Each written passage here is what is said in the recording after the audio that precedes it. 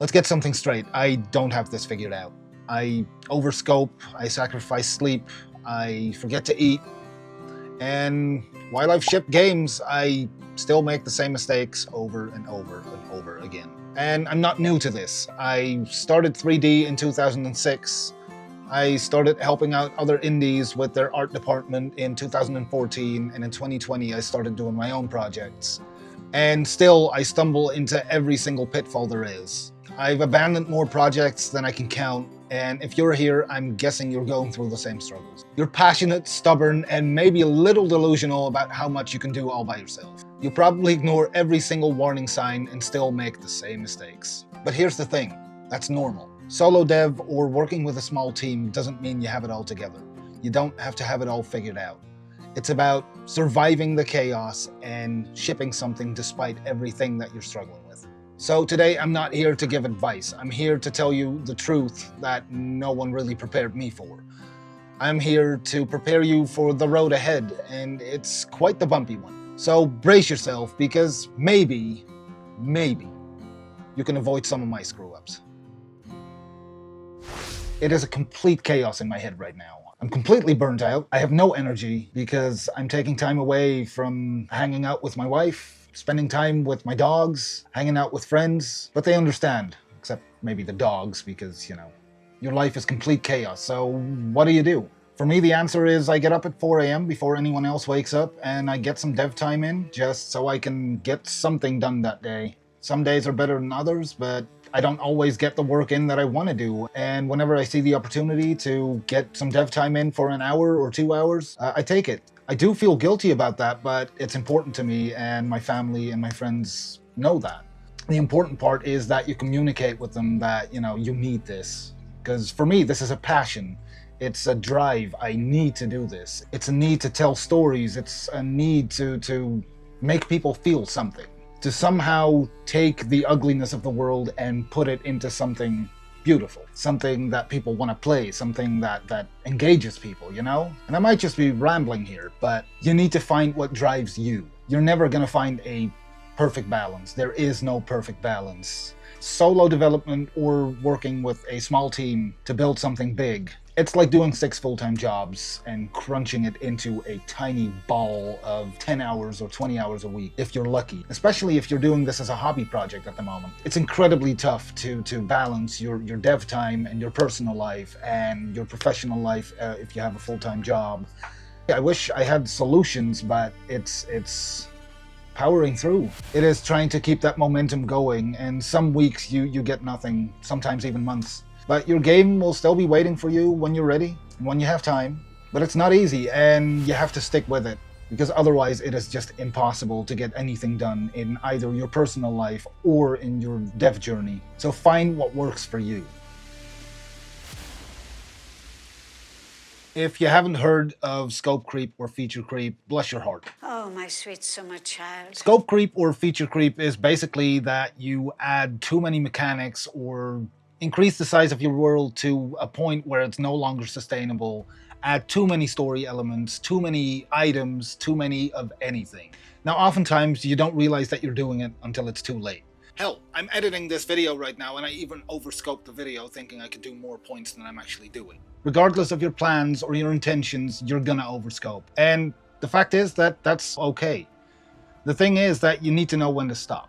You need to know when to stop, look back, and cut what needs to be cut.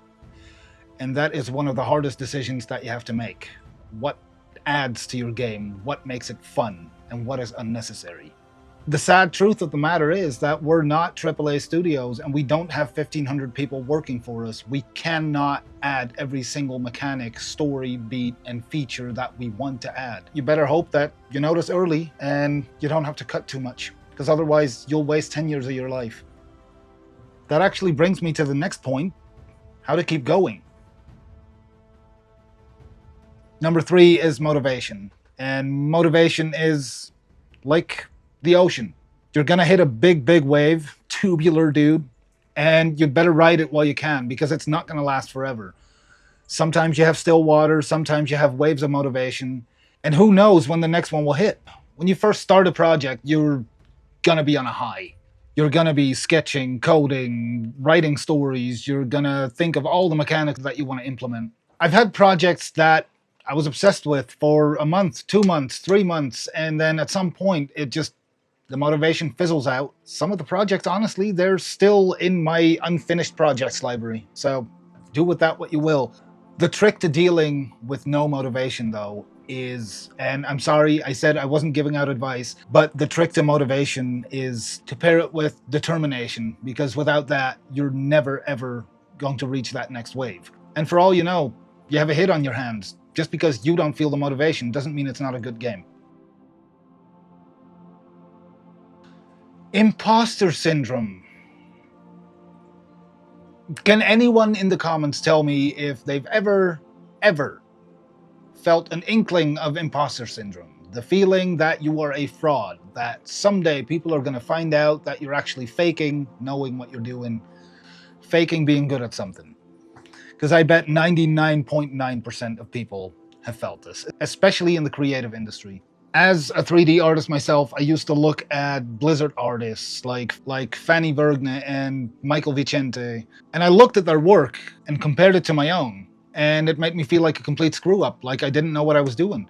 The truth of the matter is that I just have a different style. They have much more professional experience and probably a college degree to boot. That's not to say that self-taught artists and self-taught programmers aren't worth their salt. Sadly, the reality is that we have to deal with it and we have to get through it.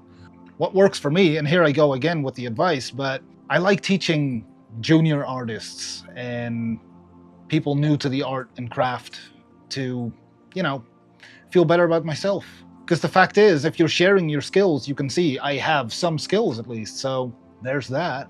Fact of the matter is that even professionals at the top of their game working in the industry deal with imposter syndrome, and so do we. We're not much different, so what is stopping you from releasing that game? You can do this. You got this. And maybe I'm talking to myself here too. All right, let's talk planning. Or rather, spending weeks writing design documents that you rarely ever look at anymore. I've worked on a couple projects that had pages and pages of mechanics written up in way too much detail, and we never ever did anything with it. Honestly, it was a waste of time, and a waste of resources, and a waste of effort. And I'm not saying planning is useless, I'm just saying it's a lie.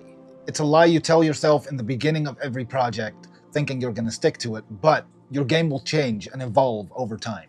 And if you spent weeks or months planning every single detail, it's just wasted time. It's procrastinating, honestly. So as with everything in life, plan in moderation. I'm not saying don't plan, I'm saying don't overplan. What works for me is a rough outline. Story, mechanics, art style, just enough to start. Then I use a Miro board to visually map things out as I go. Because a game isn't a novel, it's a living thing. And if you lock yourself into a 50-page design document, you'll either abandon it or you're gonna end up hating your game because it doesn't match your perfect idea in the first place. So as you can overscope your game, you can overscope your planning as well. So yeah, make a plan, but keep it small and keep it flexible, because that's the only plan that's gonna survive.